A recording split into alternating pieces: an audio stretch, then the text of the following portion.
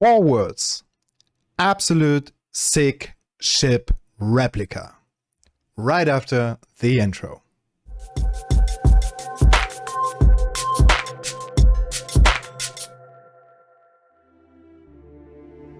Yeah, welcome to this very spontaneous review of a ship. AlliedArmor just linked me in a message and said something like, hey, I thought you would like to know. And I have to say, yeah, I want to know. And I want you to know, because if there ever was a crown for ship replica, or specifically for Star Citizen ships replicated in Space Engineers, I have to say AlliedArmor brought his masterpiece, and now that crown is his. To make this clear, this is vanilla. There's no mods involved. Sometimes I had some people asking that for such replicas, and no, this is a mixed grid. Large grid with small grid adapted over hinges and rotors, and this beauty here is somewhere in between an exact replica and a highly inspired by ship of the Hammerhead from the game Star Citizen, just for those not knowing. And the attention to detail is just amazing. It is completely sick, and me myself had just like 5 minutes and started recording this video. Because this deserves to be the new king of the workshop if it comes to explorable, highly detailed, just amazing ship replicas from other games or other franchises. And I mean, it's not only just to show that it is not like these subgrids are angled in one direction. No, they are in multiple. You see this panel here kind of angled down to the outside, but not only that, it is also slightly angled forward. I mean, look at this. Whew. Just a second of silence. Ha. This is how ships should look in Space Engineers. And from a distance, you can barely tell this is Space Engineers. I mean, look how he made the cover of these large grid thrusters with small grid blocks. These hazard lines are made with armor panels.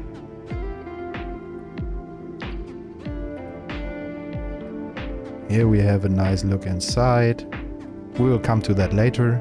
And even from the bottom, there's a hangar, some great landing gear. Well, for this one, my full respect to you, AlliedArmor. But let's take a look inside. That's even better. Now, we have a couple of entrances on the bottom and one in the front. And there we see the bridge. So this is the main entrance. It's an airlock.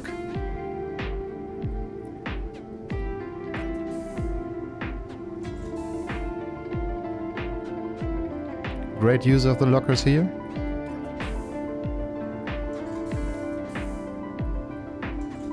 Yeah, and there we are.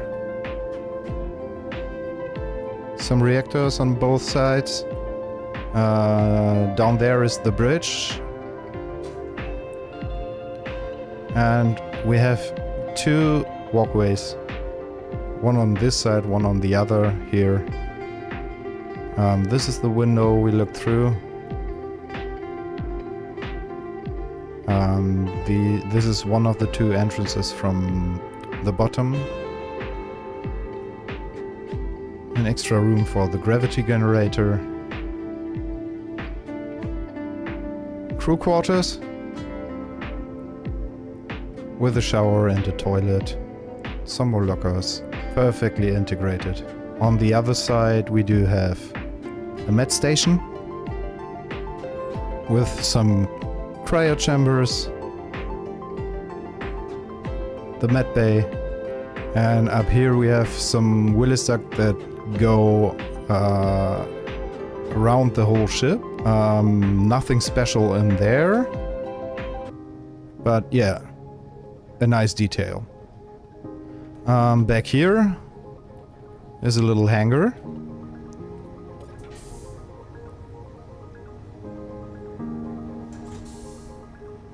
And engineering at the very end.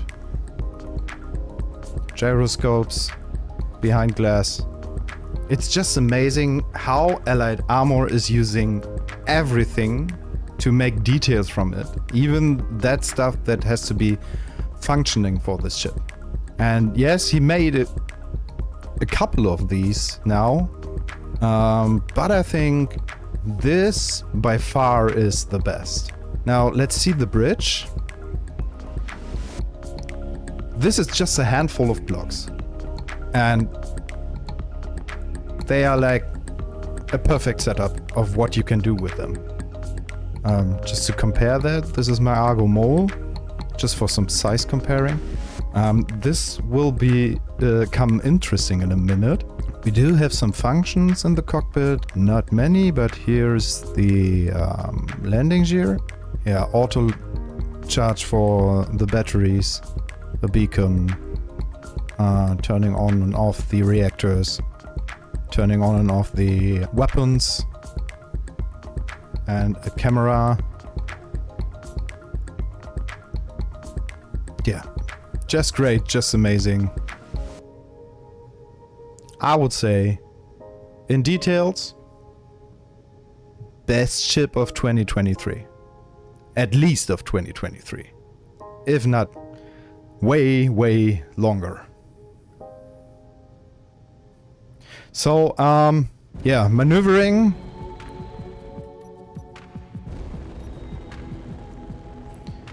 These ships always have a little bit of clang drift. And I have to say, it is very little with this one. You can see flickering the speed. You can't avoid that completely. It's impossible.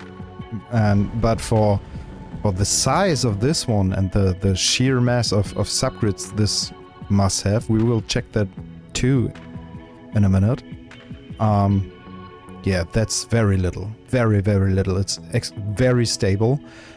If you download it and want to explore it, for some people it is better to have shared inertia tension for the subgrids on, and for others it's better to have it off. The blueprint is with turned on, and for AlliedArmor it works just fine. When I spawned it in, it drifted very, very much, and I used all groups in the menu that are named with panel, because all of these are any of these panels you see on the top, for example, and turned everything to shared inertia tension on, and turned down the torque and turned the speed, the turning speed of the rotors and hinges to 0, and then it was standing still from me too. So be aware of that. You might have to change that eventually. Yeah, I wanted to show the PCU. I don't have the exact number for the Argo Mole in mind, but I think it was way more. So here we have 38,429 PCU and 22,601 blocks. The Argo Mole, 64,449, 94, with 44,000 blocks. I mean, how? Look at these details. Just great. Just amazing. Yeah. I just wanted to show you that quickly. There was no video planned today. And yeah, this was spontaneous. So thanks for watching. If you liked it, if you like this ship, visit AlliedArmor's workshop. It will be linked down below. And if you liked this video, don't forget to like. And if you did not yet, maybe subscribe, leave a comment. Yeah, thanks for watching. See you next time. Bye.